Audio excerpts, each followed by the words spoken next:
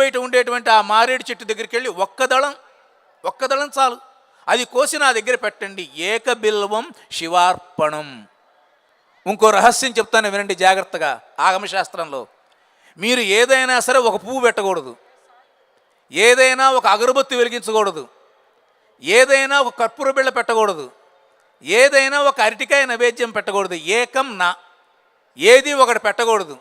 ఆ ఒకటి మీరు పెడితే ఉన్న ఒకటి కూడా పోతుందన్నమాట. కాబట్టి ఏదైనా 2 పెట్టాలి. 2 అగరొత్తులు, 2 కర్పూర బిళ్ళలు, 2 పువ్వులు, కొబ్బరికాయ కొడితే 2 కొబ్బరి చెప్పలు, లేకపోతే 2 ఖర్జూరకాయలు. ఈ విధంగా 2గా చెప్పారు తప్ప మన శాస్త్రం 1 ఎప్పుడూ చెప్పలేదు.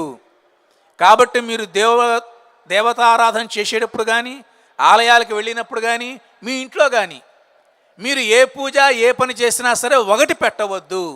దానివల్ల ఉన్నది కాస్త పోయే ప్రమాదం ఉంది. కాబట్టి 2 పెట్టండి. ఇలా 2గా ఉండేటువంటి లక్షణం ఏదైతే ఉంటుందో మన శాస్త్రంలో అన్ని చోట్ల చెప్పబడింది.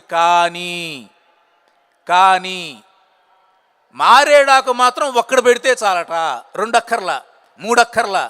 1 పెట్టినా సరే, కేజీ మారేడాకులతో పూజ చేసినా సరే, కోటి బిల్వార్చన చేసినా సరే స్వామివారు సంతోషించి మీకు ఇచ్చే ఫలం ఒక్కటే.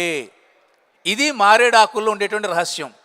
అందువలన ఏమన్నారు? ఏకబిల్వం శివార్పణం.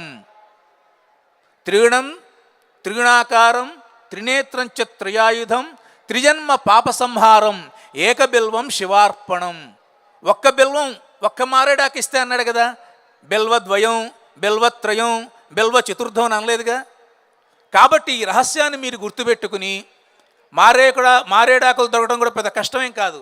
1 మారేడాకుని స్వామివారికి గనక సమర్పణ చేసినట్లయితే స్వామివారు లక్ష్మీదేవిని మన అనుగ్రహిస్తారు. మీరందరూ తిరుమల వెంకటేశ్వర స్వామి వారిని చూసే ఉంటారు. స్వామివారికి ప్రతిరోజు పాదాల మీద కేవలం తులసీ దళాలు మాత్రమే వేస్తారు. పైనుంచి కింద దాకా రకరకాల పూలు, తోమాల సేవలు అన్నీ చేస్తారు. కానీ వెంకటేశ్వర స్వామి వారి పాదాల మీద పూలు వేయరు, కేవలం తులసీ దళాలు మాత్రమే సమర్పిస్తారు. అది అక్కడ సంప్రదాయం. ఈ కార్తీక మాసంలో స్వామివారి పాదాల మీద ఆ తులసీ దళాలు కూడా ఇవ్వకుండా కేవలం మారేడు దళాలను మాత్రమే సమర్పిస్తారు.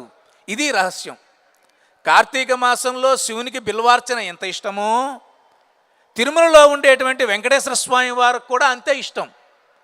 కాబట్టి కార్తీక మాసంలో భక్తులైన మీరందరూ భక్తి టీవీ ద్వారా